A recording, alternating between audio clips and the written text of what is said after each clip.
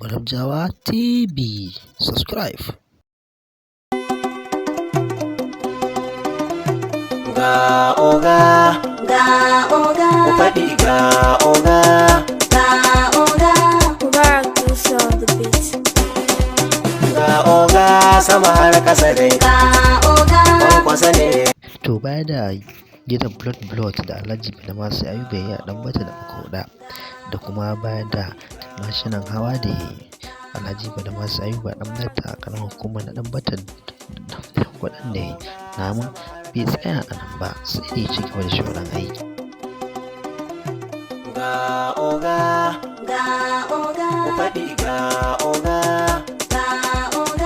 Mubarak Musa on the beat.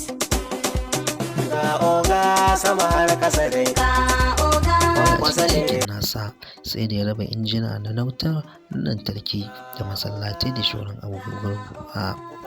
Baya daga nan Alhaji Badamasi Ayuba Ɗanbata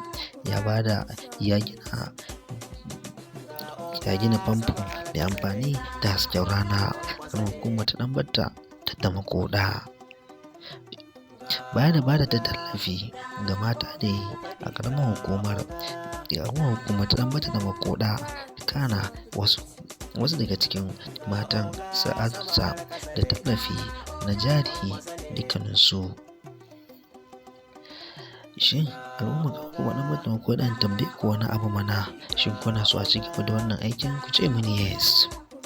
Na ga alama kuna so, to ku zaɓi Alhaji Badamasi Ayuba Ɗanbata a ƙarƙashin jam'iyyar NNPP mai alamar kayan marmari.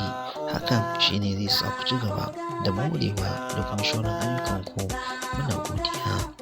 Domin ci gaba da hakan, Alhaji Badamasi Ayuba Ɗanbata ya tsaf a shirin nasa da ci gaba domin ya ci gaba da yi muku wannan aiki. Domin hakan, domin zaɓen nasa a karo na huɗu shine zai sa hakan ya ɗore. Mun gode.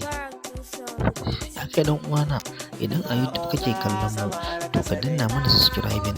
Idan ka a TikTok ne, nema mu a @yusuf_tukuru1, sai ka danna mana follow.